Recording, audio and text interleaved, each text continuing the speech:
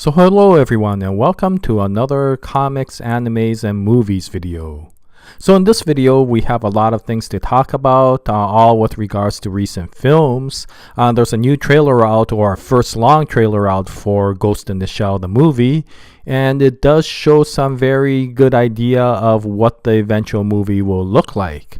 Also, I'd like to go over the recent updates for the movie Alita Battle Angel, and also I'd like to discuss and introduce the short film called Hoshino, a Star Wars fan-based film. So we do have a lot to talk about, so let's get going. So as you may know, recently the trailer, or the first long trailer for Ghost in the Shell, has come out. And of course I was curious about it, so I wanted to go look at it. And when I went to do that, of course the first ad that came out prior to the video was the trailer for Ghost in the Shell. So you know that the marketing team is working pretty hard when the trailer or the ad for the trailer is actually the trailer itself. For those of you unfamiliar with the work, Ghost in the Shell started out as a Japanese manga-style comic back in 1989 and was titled Koukaku Kidotai, The Ghost in the Shell. It went on to become a worldwide phenomenon in 1995 with the release of the corresponding anime film. Now, from what I figure, the new movie adaptation will be an adaptation of that original anime film. The story of Ghost in the Shell is a futuristic science fiction detective thriller that revolves around a special task force named Section 9 in the Japanese police department that specializes in anti-cyber terrorism. Now, the main character of the story is a cybernetic police officer named Kusanagi Motoko, or as the Westerners would call her, Motoko Kusanagi, or Major Motoko Kusanagi. She is a member of Section 9, but she is also an experimental cybernetic being that not only has super strength, but also has stealth and hacking capabilities. Now, in the upcoming motion picture, the character is portrayed by none other than Scarlett Johansson, and the name of the character has been changed from Major Motoko Kusanagi to just the Major, according to both the trailer as well as some of the information regarding the film. The film also stars Pilou as Beck as Batu, the close ally of the Major, as well as Takeshi Kitano, or Bito Takeshi, as Chief Daisuke Aramaki, who is the section chief.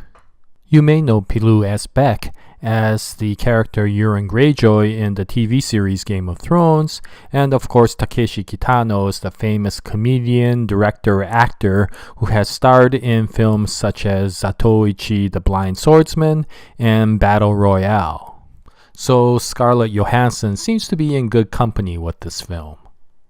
Now, the initial look of the trailer shows the cinematography as well as the special effects to be quite intriguing, kind of like Quentin Tarantino meets Zack Snyder sort of dark gritty look, which may not be too bad if it's done well.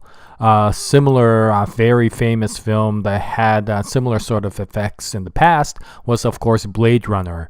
And if they can pull off what Ridley Scott did in that movie, then they would have very much a successful looking movie.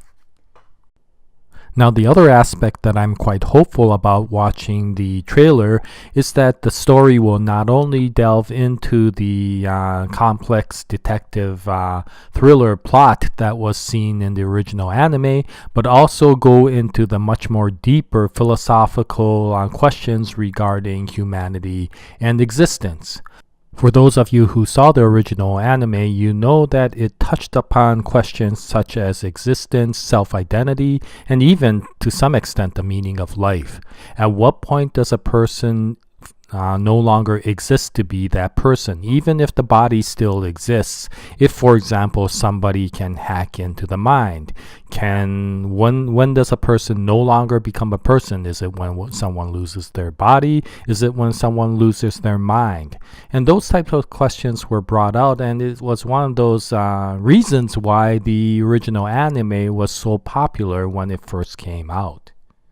So, looking at the trailer, I'm going to keep a cautious optimism with regards to this movie, hoping that they will be able to successfully bring out a lot of the key points that made the original anime such a great hit. But I guess time will tell, and hopefully we'll see more trailers in the future, and it will give us some better idea with regards to this movie. So now moving from one techno science fiction thriller to another, I would like to give a brief update with regards to the movie Alita Battle Angel. Now in some previous videos, I've talked about this movie as well as the corresponding comic Gummu, but here I just wanted to give a brief update with regards to the casting. Now in the previous video, I talked about the initial casting with regards to the main character, Gully or Alita, being portrayed by the actress Rosa Salazar, who is known from the movie Maze Runner. Also, the role of Dyson Ito, or Daisuke Ito, I guess, in the comic, is going to be portrayed by Christoph Waltz, who is well known as recently as Ernst Stavro Blofeld in the movie Spectre. More recently, however, there has been some updates with regards to additional casts. Now, rumor has it that rapper actor Ed Skrein will be portraying Zapan in the movie. And I think that will be wonderful because I thought he did a phenomenal job as the villain Ajax in the movie Deadpool. And of course, Zapan has such a tough, villainous sort of personality in Battle Angel Alita that I think he will be perfect for that role. In addition, actor Mahershala Ali will be taking on the role of Vector, the black market stealer in Battle Angel Alita, who plays a pivotal role in the very first arc, the Hugo arc of the comic.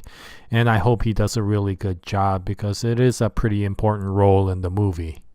Now, the biggest surprise and news to me was the casting of Lana Condor, who portrayed the role of Jubilee in the movie X-Men Apocalypse, to play the role of Koyomi, the photojournalist in Alita Battle Angel. Now, this is a big news and surprise to me, not because of the casting, but because this role exists in the first place. You see, Koyomi comes out much later in the comic series and only comes out as a tiny infant in the very beginning parts.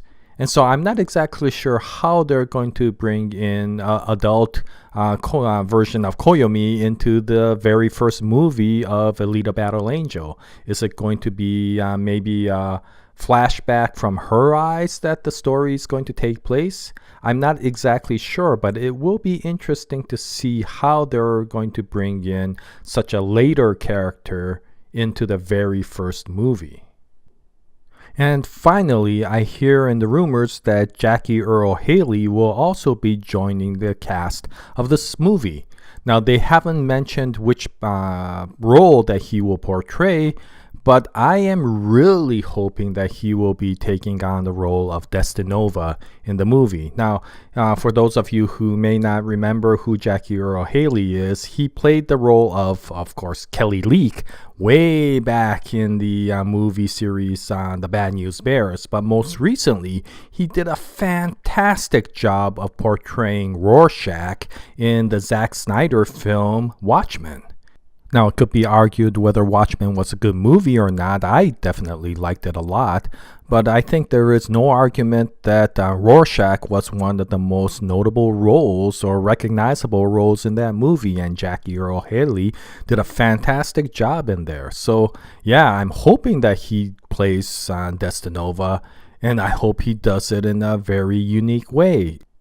Destinova is going to be one of the most difficult roles to play because you could play him in many different ways. You could make him the cool sadistic killer, the way you would portray Hannibal Lecter, or you could make him completely insane like the Joker. But whatever the situation, whoever plays Destinova will have a pivotal role in the success or failure of this movie if Destinova is going to come out as the major antagonist.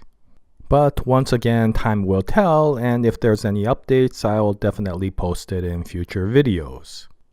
And so this brings us to our final film, Hoshino, a Star Wars story.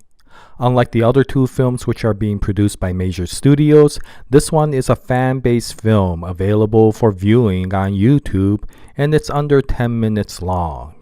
The producer of this film is a gentleman named Stephen Vitale, who I didn't really know about until I saw this film, and I really enjoyed it so much that I thought I would introduce it here.